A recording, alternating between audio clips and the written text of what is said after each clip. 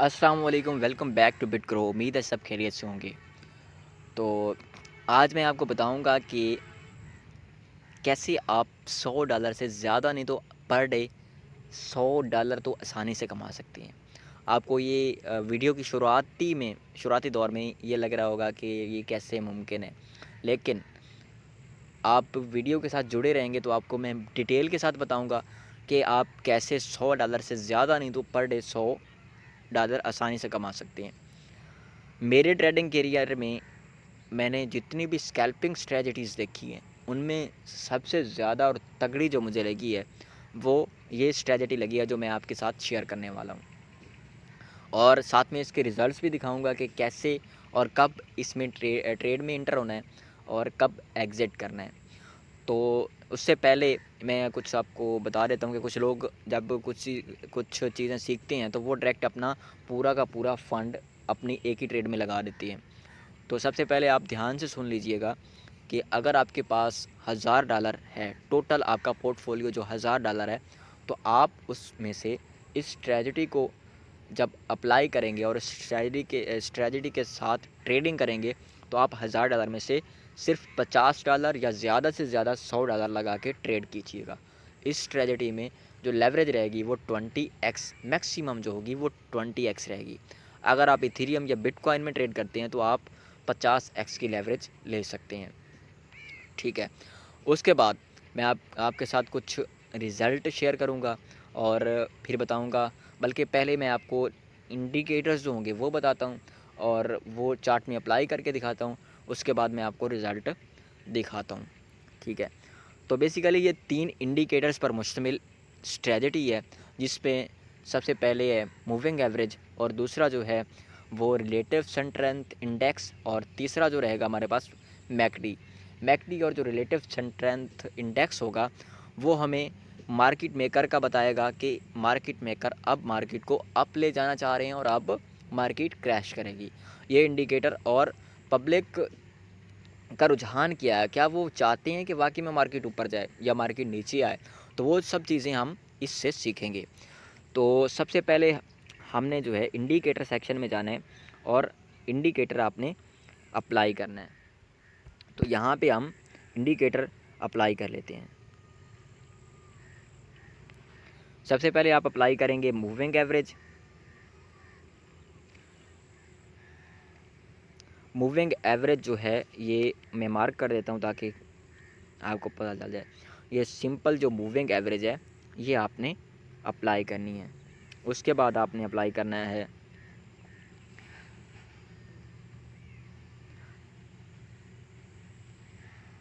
RSI, relative strength index. ये जो पहले नंबर पे आ रहा है आपने ये अप्लाई करना है। ठीक है, और जो तीसरे नंबर पे आप अप्लाई करेंगे वो होगा McD, moving average convergence divergence. ये वाला आपने अप्लाई करना है। मैं मार्क कर देता हूँ ताकि आपको आसानी हो लगाने में, ये वाला। उसके बाद आपने अपने चार्ट में आ जाना है।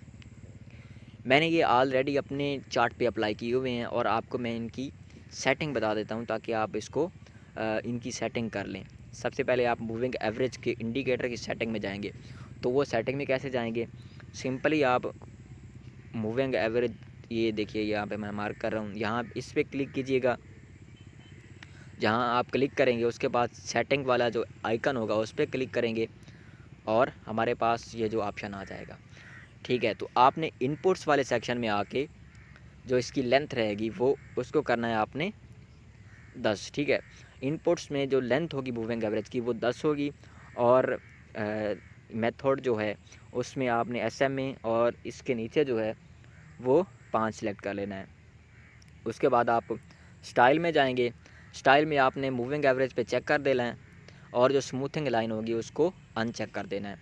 और कलर जो है आप अपनी मर्ज़ी के मुताबिक रख लीजिएगा और मैं अब यहाँ पे बिलीव कर रहा हूँ तो वो आप अपनी मर्ज़ी के मुताबिक कर सकते हैं। मूविंग एवरेज लाइन जो होगी आपकी छोटी रहेगी तो उसको आपने बड़ा करने के लिए नीचे यहाँ पे अगर आपको मार्क करके मैं दिखा सकता हूँ, दूसरे ऑप्शन को चेक कर लेना है। ठीक है, तो आपके पास मूविंग एवरेज जो है वो सेटिंग उसकी होके आ चुकी है। दूसरे नंबर पे आपने जो है रिलेटिव स्ट्रेंथ इंडेक्स यानी कि RSI की सेटिंग में जाना है, और सेटिंग में जाने के बाद आपने इनपुट्स में आना है, और इनपुट्स की जो RSI लेंथ होगी वो 14 आपने सिलेक्ट करनी है। मैं दोबारा यहाँ पे मार्क कर देता हूँ। और उसके बाद जो MA लेंथ है मूविंग एवरेज, उसकी भी 14 करनी है, और नीचे ये जो ऑटोमेटिक वो बाय डिफ़ॉल्ट होगा, या अगर नहीं होता तो आपने वो 2 लिख लेने हैं। उसके बाद आपने स्टाइल में चले जाना है। स्टाइल में आने के बाद आपने ये जो तमाम चीज़ें मार्क हुई हैं, ठीक है, ये आपने मार्क कर देनी है। उसके बाद आपने जो RSI बेस्ड मूविंग एवरेज होगी उसका कलर जो है वो रेड करना है, और बाकी जो कलर यहाँ पे सिलेक्ट हुए हैं सेम वही कलर आपने सिलेक्ट कर लेने हैं। उसके बाद आपने करना क्या है, आपने जो RSI अपर बैंड है उसका जो स्टाइल है उस पे जो वो लिमिट लेवल है वो 55 करना है। यहाँ पे आपने 55 लिखना है। उसके बाद आपने RSI मिडल बैंड का जो है वो 50 लिखना है, और इससे अगर मैं नीचे स्क्रॉल करता हूँ तो आपने RSI जो लोअर बैंड होगा उसका आपने 45 करना है। यहाँ पे मैं दोबारा मार्क कर देता हूँ, ये देखिए इसका 45 करना है। उसके बाद जो आपने RSI का जो कलर होगा वो ब्लैक, RSI जो लेवल्स का कलर होगा हॉरिजॉन्टल लाइंस का, वो आपने कलर ब्लैक कर लेना है। तो वो ब्लैक कैसे करना है, सिंपली जहाँ पे ये ब्लैक एरो है यहाँ पे आपने जो है ना सिलेक्ट कर लेना है। यहाँ पे क्लिक कीजिएगा तो आप यहाँ पे अपनी मर्ज़ी के मुताबिक कलर सेलेक्ट कर लेते हैं, तो आप अपनी चार्ट के हिसाब से कर लेना। तो ये चीज़ आ गई। उसके बाद आपने सेटिंग सेव कर देनी है और मैकडी की सेटिंग में आ जाना है। जब आप मैकडी की सेटिंग में आएंगे तो इनपुट्स में आना है, और इनपुट्स में आपने आके ये जो सेटिंग चेक हुई है, जैसा कि फास्ट लेंथ जो है वो 12 है, स्लो लेंथ 18 है, ये बाय डिफ़ॉल्ट होगी। अगर बाय डिफ़ॉल्ट भी होती हैं तो कुछ चेंजिंग करनी पड़ती हैं, तो आप सेम जो यहाँ पे लिखा हुआ है इसको देख के कर सकते हैं। उसके बाद स्टाइल में आके आपने कुछ नहीं करना, और बाकी तमाम जो चीज़ें हैं वो जैसे मेरी सेटिंग हुई है वो बाय डिफ़ॉल्ट होंगी, वो उसका आपको मसला नहीं है। उसके बाद ओके करके आपने वापस आ जाना है, ठीक है। उसके बाद हमने इसमें ट्रेड कैसे करनी है, मिसाल के तौर पे हमने शॉर्ट करना है तो हम शॉर्ट कैसे करेंगे, ठीक है। तो शॉर्ट करने के लिए हमने क्या देखना है कि मार्केट जो है वो चल रही है और मूविंग एवरेज के आसपास है। यहाँ पे अगर आप देखें जो मार्केट थी वो मूविंग एवरेज के ऊपर चल रही थी, ठीक है।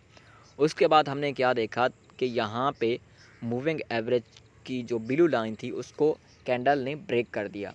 जब भी मूविंग एवरेज की लाइन को कैंडल नीचे की तरफ ब्रेक करेगी तो हम शॉर्ट करने की तैयारी करेंगे। शॉर्ट तभी नहीं कर देना, ये हमारे पास कंफर्मेशन नंबर 1 है, ठीक है।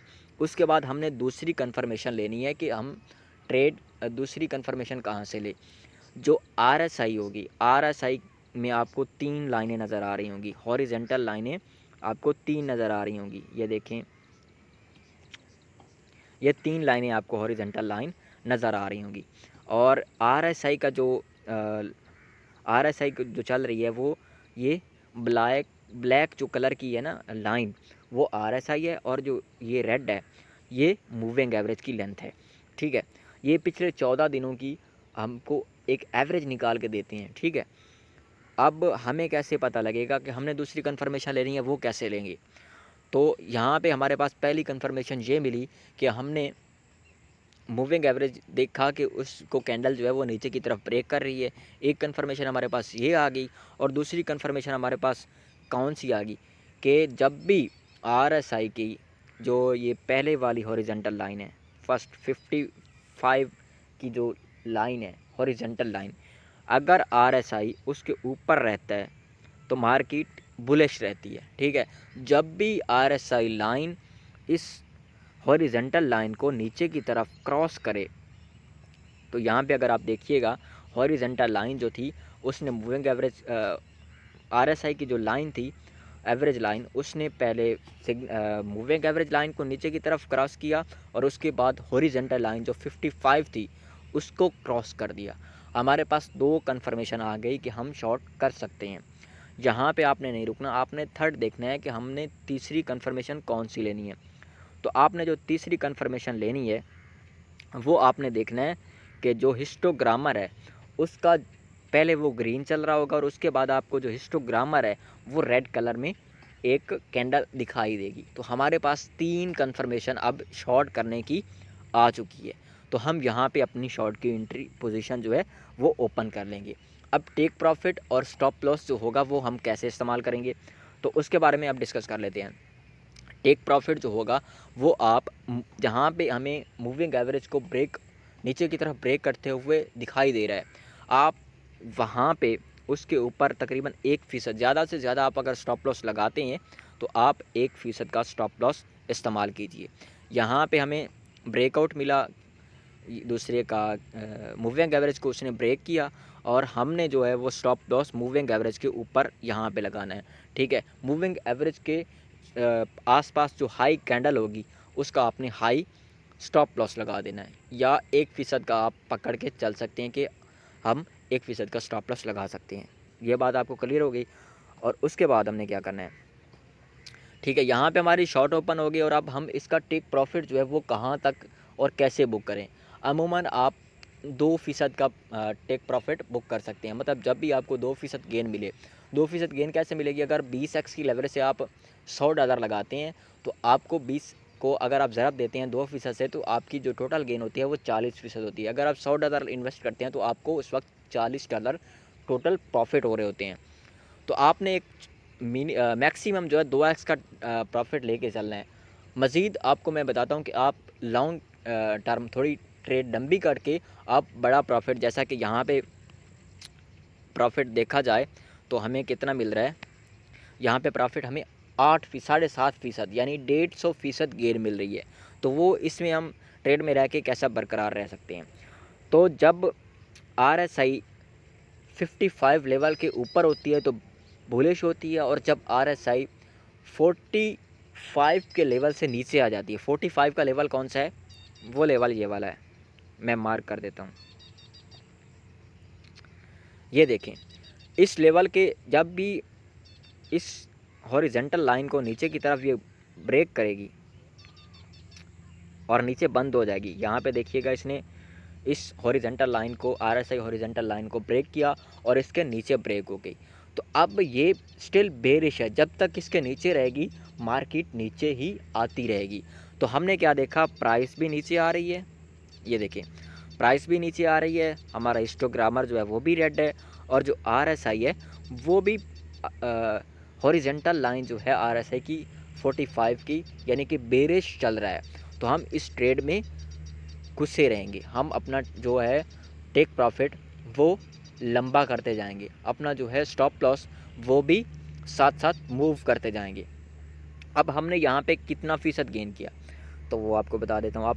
हमें पता कैसे चलेगा कि अब मार्केट जो है वो ऊपर जाने वाली है, तो वो बताता हूँ। यहाँ पे अब हम अपना टेक प्रॉफिट बुक कर सकते हैं। अब अगर यहाँ पे देखा जाए तो हमको ऑलमोस्ट 8%, 7.5% की बचत हो रही है, यानी कि $100 अगर हम इस ट्रेड में लगाते तो हमें कितना प्रॉफिट होता, $150, और वो कितने टाइम में, लगभग 1.5 घंटे में। अगर आप $100 लगाते तो आपको $150 इसमें प्रॉफिट हो जाता।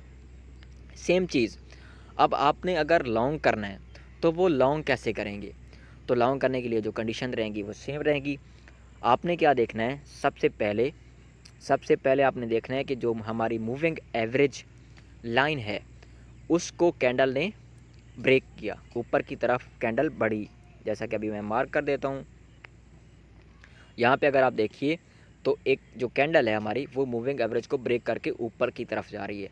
दूसरी कन्फर्मेशन, यहाँ पे हमने ट्रेड नहीं ओपन करना, हमने ट्रेड तभी ओपन करना है, कम से कम हमारे पास 2 कन्फर्मेशन ज़रूरी होनी चाहिए। हमने दूसरी कन्फर्मेशन क्या देखी कि जो RSI है वो भी 55 लेवल के ऊपर जा रहा है, वो भी क्रॉस कर रहा है। तीसरी कन्फर्मेशन हमने कौन सी लेनी है, तीसरी कन्फर्मेशन हमने ये ली कि हमारा जो MACD है वो क्रॉस ओवर भी कर रहा है, और जो उसके हिस्टोग्रामर है, यानी कि उनकी जो कैंडल्स हैं पहले रेड चल रही थी और उसके बाद ग्रीन चल रही हैं। हमारे पास 3 रीज़न आ गए लॉन्ग करने के। तो हम इस लेवल पे लॉन्ग अपनी ओपन कर लेंगे, इस लेवल पे हम अपनी लॉन्ग ओपन कर लेंगे। और जो हमारा स्टॉप लॉस रहेगा वो मूविंग एवरेज के नीचे जो कैंडल होगी उसका लो, या उससे मूविंग एवरेज से टोटल 1% नीचे हमारा स्टॉप लॉस रहेगा। तो हमें कितना मूव मिला, तो आप अगर देखते हैं तो हमें ये मूव जनाब मिला 6%, यानी कि अगर आप 20x की लेवरेज से लेते तो आपको 120% का प्रॉफिट होता। $100 की ट्रेड होती तो आपको इस वक्त $120 प्रॉफिट होता। ठीक है, तो आप अपने पूरा पोर्टफोलियो जो है वो नहीं लगाइएगा, आप एक स्ट्रेटजी बनाएं, आप रिस्क एंड रिवार्ड रेशो जो होगा आप उसको पूरा इस्तेमाल करें। मिसाल के तौर पे आपके पास, अब मैं पहले भी बता चुका हूँ, आपके पास $1000 है तो उसमें से आप ज़्यादा से ज़्यादा कम से कम 50 और ज़्यादा से ज़्यादा $70 या $100 लगा सकते हैं। ज़्यादा से ज़्यादा $100 की ट्रेड आप ओपन करें, और इस ये जो तकनीक है स्ट्रैटेजी में आप स्टॉप लॉस ज़रूर इस्तेमाल करें। स्टॉप लॉस के बिना आप ट्रेड नहीं कीजिएगा।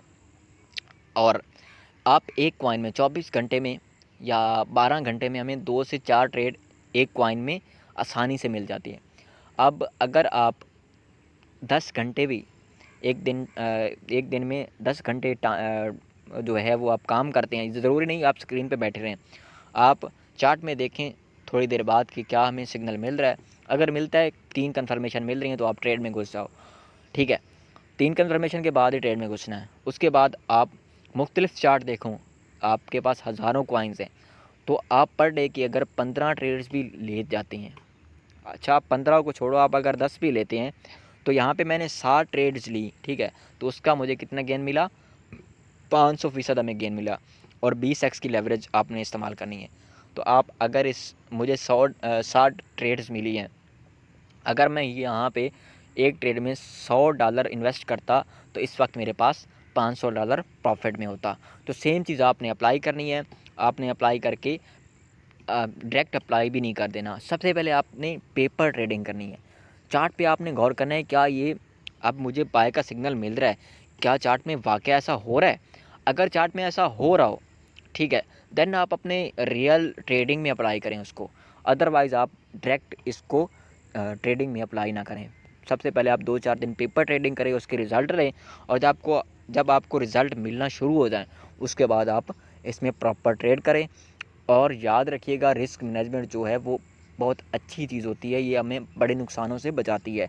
तो आपने स्टॉप लॉस ज़रूर लगाना है। ठीक है, मज़ीद ऐसी वीडियोज़ के लिए आप हमारे चैनल को सब्सक्राइब कर सकते हैं, और हमारी कम्युनिटी का अगर हिस्सा बनना चाहते हैं तो अनकरीब हम अपने टेलीग्राम चैनल पे टेलीग्राम जो चैनल रहेगा उसको बनाने वाले हैं, तो वो भी लिंक साथ आपको ऐड कर दीजिएगा। शुक्रिया। मिलते हैं जल्द अगली वीडियो में। अपना ख्याल रखिएगा। वस्सलाम।